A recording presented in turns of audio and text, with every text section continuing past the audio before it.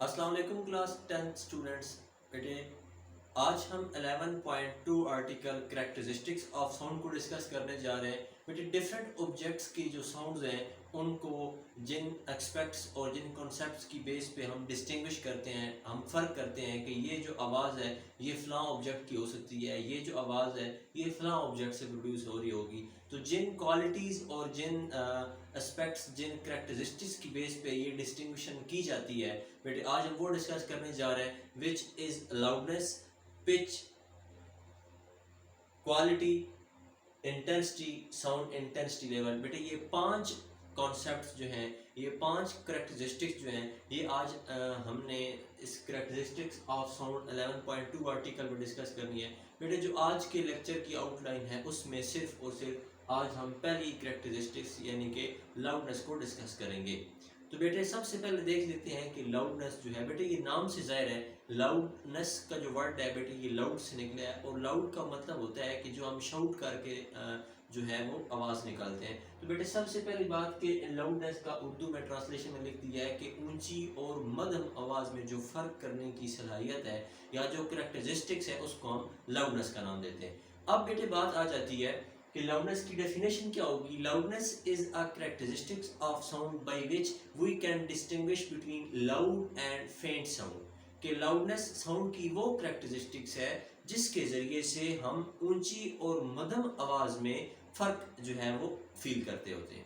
अब बेटे लाउडनेस किन किन चीज़ों पे डिपेंड करता है ये हम देखते हैं। उससे पहले मैं जनरली एक आपको एग्जांपल दे दूं कि लेट्स सपोज हम घर में चंद दोस्तों में या अपने फैमिली मेम्बर्स के अंदर टेबल टॉक कर रहे हो, तो तब बेटे ऑब्वियसली हम जो है वो मध्यम आवाज़ में बातें कर रहे होते हैं। लेकिन जब कोई बंदा, जब किसी लोगों के सामने यानी कि बहुत से लोग इकट्ठे हुए हैं, गैदरिंग टाइप है, तो वहाँ पर अगर किसी बंदे ने उनसे एड्रेस करना है, किसी बंदे ने उनसे मुखातिब होना है, तो बेटे आई एम श्योर कि वो लाउड आवाज़ में जो है वो स्ट्रांगली जो है वो उनको लाउड तरीके से, इंटेंस तरीके से वो उनको एड्रेस करेगा, तब साफ ज़रा उसकी आवाज़ उन तक डिलीवर होगी। तो ये मैं कंपैरिजन बता रहा हूँ कि जब आप एक टेबल टॉक कर रहे होते हैं तब आपकी जो साउंड होती है वो फेंट होती है, और जब आप किसी गैदरिंग के साथ पब्लिक प्लेस पे जाकर एड्रेस कर रहे होते हैं तो तब आपकी जो साउंड का लेवल है वो बेटे लाउड होता है। तो इन्हीं दो जो लाउड और फेंट का जो डिफरेंस है बेटे वो हम जो है वो लाउडनेस में डिस्कस करते हैं।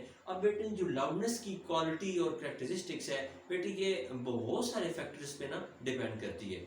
इनमें से हम चंद एक जो है वो यहाँ पर जो इम्पोर्टेंट है, जिनका वेटेज जाता है बेटे, वो हम यहाँ पर चंद एक तकरीबन ऑलमोस्ट 3 से 4 ऐसे फैक्टर्स हैं जिन पे लाउडनेस जो है वो डिपेंड करती है, यहाँ पर वो हम डिस्कस करेंगे।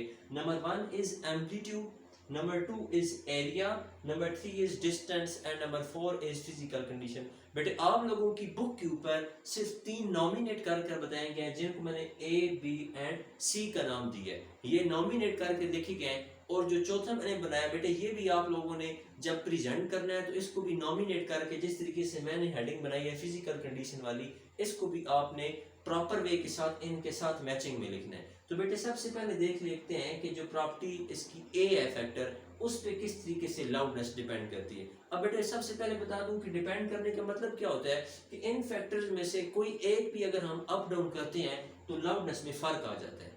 अब देखते हैं कि किस तरीके से इनको वेरी करें, चेंज करें तो लाउडनेस में फर्क आ जाएगा। बेटे सबसे पहले है एम्पलीट्यूड। बेटे आप लोगों को बता चुका हूँ, बार दफ़ा हम डिस्कस कर चुके हैं कि वेव में जो एम्पलीट्यूड होता है वो क्या चीज़ होती है। बेटे यहाँ पर मैंने दो वेव्स ड्रा की हैं, एक का यूं जो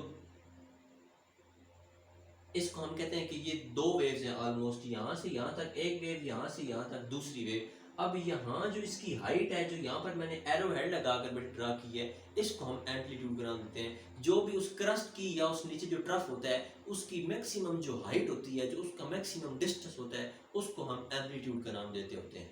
अब बेटे यहाँ पर देखें कि एक मैंने वेव बनाई है, उसकी ये हाइट मैंने ज़्यादा हाइट ऊंचाई पे रखी है, यानी कि उसकी हाइट ज़्यादा मैक्सिमम है, इसको मैंने नाम दिया है कि ये लाउड साउंड की एक वेव हम देख रहे हैं। और नीचे मैंने एक और वेव उसी के जो है वो अलॉन्ग ड्रा की है, और वहाँ पर इसकी हाइट जो है वो मिनिमाइज की गई है, यानी कि वहाँ पर उसकी ऊंचाई कम है। तो बेटे यहाँ पर हम देख सकते हैं कि इसका आवाज़ जो है, इसकी आवाज़ जो है वो फेंट है, ये किसी फेंट साउंड की वेव फॉर्म हमने ड्रा की हुई है। अब बेटे यहाँ से ये पता चला है कि जितना एम्पलीट्यूड ज़्यादा होगा हम उतनी कहेंगे कि साउंड की लाउडनेस ज़्यादा है, जितना ही एम्पलीट्यूड कम होगा हम कहेंगे वो साउंड इतना ही कम लाउड है या फेंट है। मैंने क्या बात कही है कि एम्पलीट्यूड ज़्यादा है तो लाउडनेस भी होगी ज़्यादा, अगर एम्पलीट्यूड कम है तो लाउडनेस भी कम, इट्स मीन के साउंड जो है वो हमारा फेंट होगा, मध्यम होगा।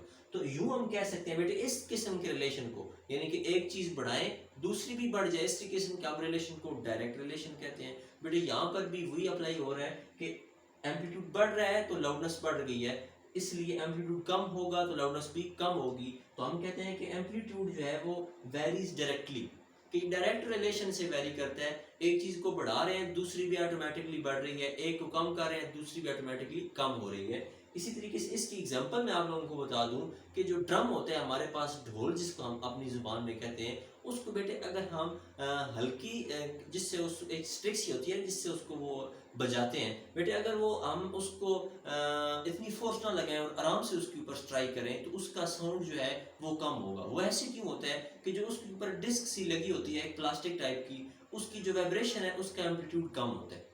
अब जैसे ही हम उसके ऊपर जोर से स्ट्राइक करते हैं तो उसकी वाइब्रेशन का जो एम्पलीट्यूड है वो ज़्यादा हो जाता है, तो हमें ऊंची आवाज़ सुनाई देती है। तो इसी तरीके से जब हम किसी भी ड्रम को या किसी भी चीज़ को ज़्यादा फोर्सफुली जब स्ट्राइक करते हैं तो उसकी एम्पलीट्यूड ज़्यादा होने की वजह से उसकी लाउडनेस भी ज़्यादा होती है। अगर हम उसको जो है वो स्लो स्पीड से स्ट्राइक करें तो उसकी जो वाइब्रेशन का एम्पलीट्यूड है वो भी कम होता है, जिसकी वजह से जो है वो लाउडनेस भी नहीं होती और हमें फेंट साउंड मिलता है। बेटे ये थे इसका पहला फैक्टर जो लाउडनेस को इफेक्ट करता है। आइए देखते हैं फैक्टर नंबर 2 यानी कि बी। बेटे लाउडनेस का जो है वो डिपेंडेंस फैक्टर है एरिया दूसरा जी। तो बेटे एरिया किस तरीके से इफेक्ट करता है लाउडनेस को देखें। एरिया भी डायरेक्टली वेरी करता है। इसी की मिसाल भी मैं आपको वो ड्रम से दूंगा। एक हमारे पास छोटा सा ड्रम है, छोटा सा ढोल है, उसको बजाएं तो उसकी आवाज़ कम होगी। ये एग्जांपल्स तो बड़ी कॉमन सी हर बंदे को समझ आ जाती है और आपकी बुक के ऊपर ये मेंशन भी है ऑलमोस्ट। तो बेटे अगर ड्रम छोटे साइज का है उसको बजाने से जो है वो कम फेंट साउंड में मिलता है, और जब हम किसी बड़े ड्रम के ऊपर अगर हम जो बजाएं किसी चीज़ को किसी भी चीज़ के साथ तो वहाँ से हमें जो है वो ज़्यादा लाउडनेस वाली साउंड मिलती है। तो इस तरीके से हम यहाँ पर भी ये कह सकते हैं कि जितना जो है हमारे पास वाइब्रेटिंग बॉडी का एरिया फैलता जाता है इतनी हमारे पास लाउडनेस जो है वो इंक्रीज करती जाती है, और जितना ही उस वाइब्रेटिंग बॉडी का साइज डिक्रीज होता जाता है तो हम कहते हैं हमारे पास जो लाउडनेस है वो भी डिक्रीज होना स्टार्ट कर देती है। इट्स मीन हमें फेंट साउंड मिलता है।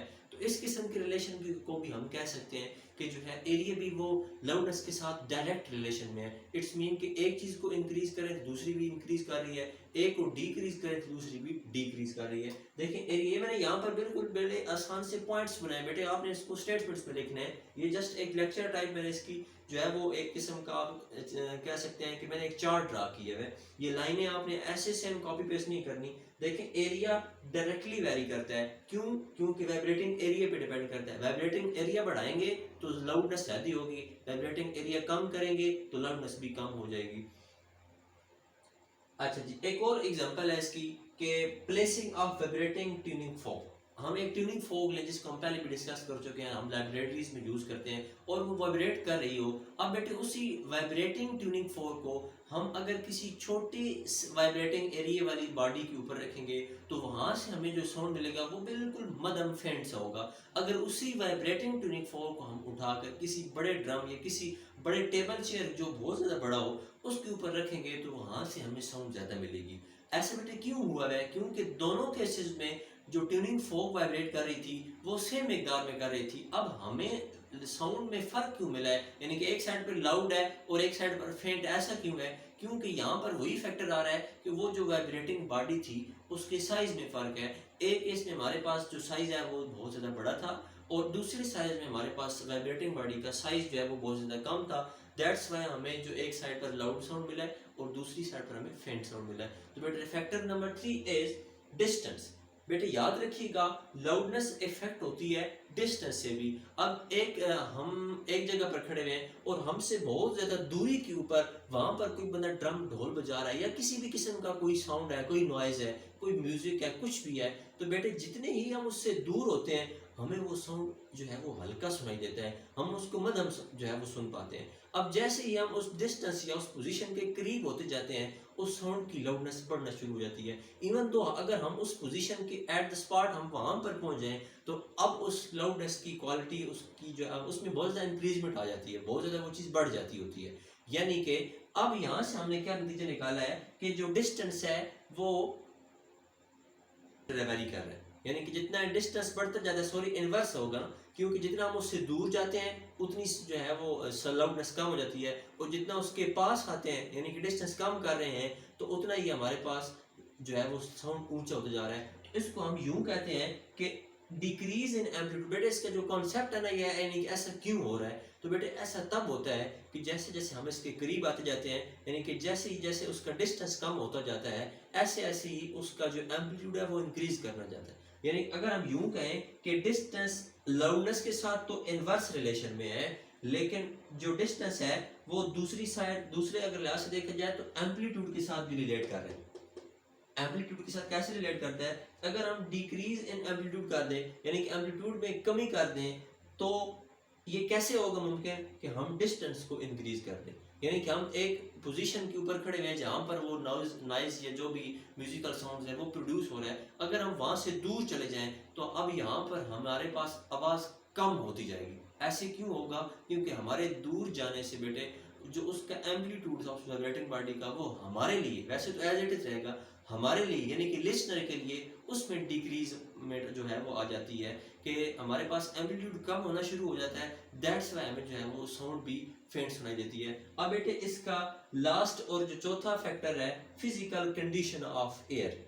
बेटे ये जो हमारे कानों की फिजिकल कंडीशन है ये भी इफेक्ट करती है लाउडनेस को। अब एक बंदे के कान जो है वो ज़्यादा सेंसिटिव है तो वो एक आवाज़ को दूर से भी बड़े अच्छी तरीके से सुन सकता है, और एक बंदे के कान ज़रा डिफेक्टिव है, उनमें कोई मसला है बाई नेचर या कोई हेल्थ प्रॉब्लम है, तो बेटे हम कह सकते हैं कि मे बी वो उस लेवल के साउंड को ना समाप्त ना कर सके जिस तरीके से एक सेंसिटिव एयर वाला जो लड़का है या बंदा है वो सुन सके। तो हम फिजिकल कंडीशन में एक दो लाइन की स्टेटमेंट्स बना सकते हैं कि बेटे फिजिकल कंडीशन लाउडनेस को इस तरह से इफेक्ट करती है कि अगर किसी पर्सन के एयर जो हैं वो सेंसिटिव हैं तो वो किसी भी चीज़ को जल्दी सेंस कर सकता है, किसी भी साउंड को, और अगर किसी पर्सन के साउंड जो हैं सॉरी एयर जो हैं वो हमारे पास डिफेक्टिव होंगे तो तब हम कह सकते हैं कि जो साउंड है वो हम इतनी सेंसिटिविटी से के साथ नहीं सुन पाएंगे। तो बेटे ये 3-4 फैक्टर्स थे जो लाउडनेस पे डिपेंड कर रहे हैं, और लाउडनेस खुद एक साउंड की कैरेक्टरिस्टिक्स है जिसकी बेस पे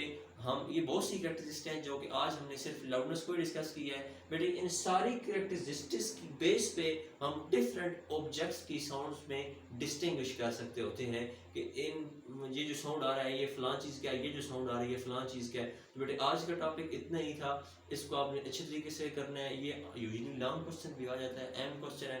तो अगली वीडियो में मिलते हैं, तब तक के लिए अपना ख्याल रखिएगा। अल्लाह हाफिज़।